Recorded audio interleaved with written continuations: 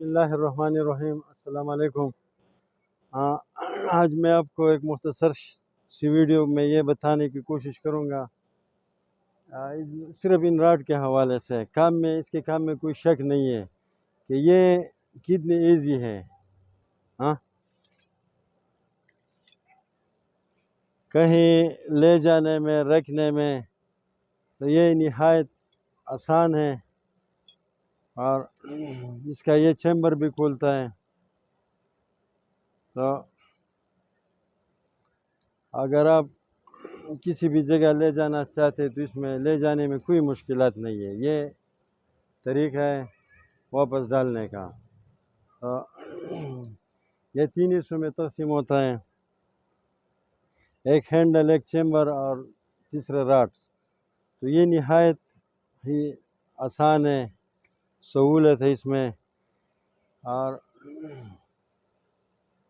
ان راڈوں کی بہت سارے خاصیت ہیں دکھانے۔ اگر کوئی بھائی بنانا چاہتے ہیں مجھے کوئی اعتراض نہیں، مجھ سے لے نہ لے کوئی بات نہیں ہے، لیکن اگر آپ لینا چاہتے، بنانا چاہتے خود سے، تو یہ بھی آپ کے سامنے آپ دیکھ سکتے ہیں۔ ڈاؤزنگ راڈ آخری حل ہے خزانے ڈھونڈنے کا، میٹل ڈھونڈنے کا۔ اور جتنا سرفیس تھا پاکستان میں، تو پاکستان کا سارا سرفیس خالی ہو چکا ہے۔ جو سرفیس کے اوپر جو چیزیں تھی وہ تو اٹھ گئی، لوگوں نے اٹھا لیے۔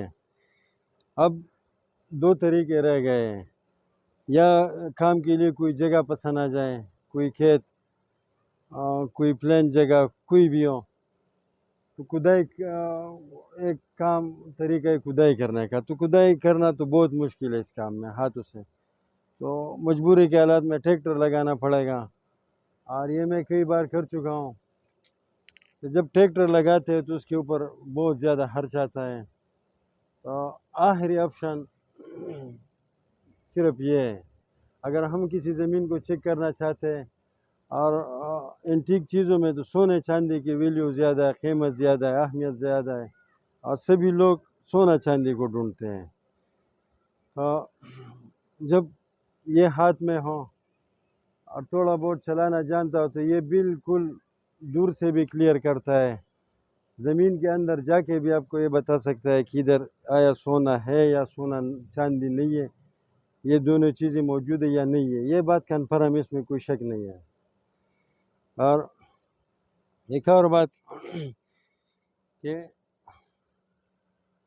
زیادہ تر کام جو سٹور چیزیں ہیں، جو اس زمانے میں چھپائی گئی ہے، سٹور کی گئی ہے، تو وہ اس قسم کا مال رہ گیا ہے، تو اس کا تو ڈاؤزنگ کے علاوہ کوئی طریقہ ہے ہی نہیں۔ اب انسان نہ کھدائی کر سکتا ہے اور نہ ادھر ٹریکٹر لگا سکتا ہے، لیکن یہ ڈاؤزنگ راڈ سے یہ ممکن ہے کہ بندہ یہ معلوم کر لے کہ آیا ٹارگیٹ ہے یا ٹارگیٹ نہیں ہے۔ تو انشاءاللہ یہ راڈ انتہائی سہولت ہے اس میں، اور بہت فیسلٹیز اس میں۔ یہ کسی ڈیٹیکٹر مشین میں نہیں ہے، کسی اور راڈ میں نہیں ہے، طرح طرح کی راڈیں بنتی ہیں۔ میں نے خود بھی یو ایس اے سے راڈ منگوایا تھا، بکواس تھا، اور ترکی والے، فلپین والے میں نے ادھر دیکھے، انڈونیشیا کی بھی دیکھے، تو اس میں ایسا فارمولہ نہیں ہے کہ یہ ایکوریٹ کام کر سکے۔ یہ میں دعوے کے ساتھ کہتا ہوں، اور خالی دعویٰ نہیں ہے، میں ثابت بھی کر سکتا ہوں۔ اگر کوئی کہیں کہ بالکل میں ثابت کر سکتا ہوں، میں سے خود 28 سال سے فیلڈ میں کام کرتا ہوں، تو مجھے پتہ ہے، میں اس سے کام کرتا ہوں، تو میں تو 100% سے سیٹسفائیڈ ہوں، مطمئن ہوں، اور اس کی قیمت بھی زیادہ نہیں ہے۔ معمولی سا میٹل ڈیٹیکٹر اگر کوئی لینا چاہے تو 1.5 لاکھ سے کم نہیں ہے۔ یہ تو پھر بھی میں 50,000 اس کا کہتا ہوں، اور اس میں کوئی شک نہیں، کوئی شبہ نہیں، کام میں کوئی مسئلہ نہیں۔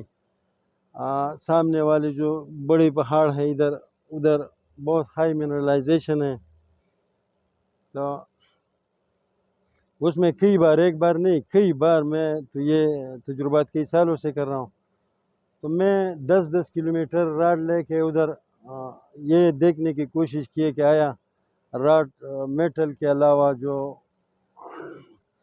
سونے چاندی کے علاوہ منرل سے ڈسٹرب ہوتا ہے.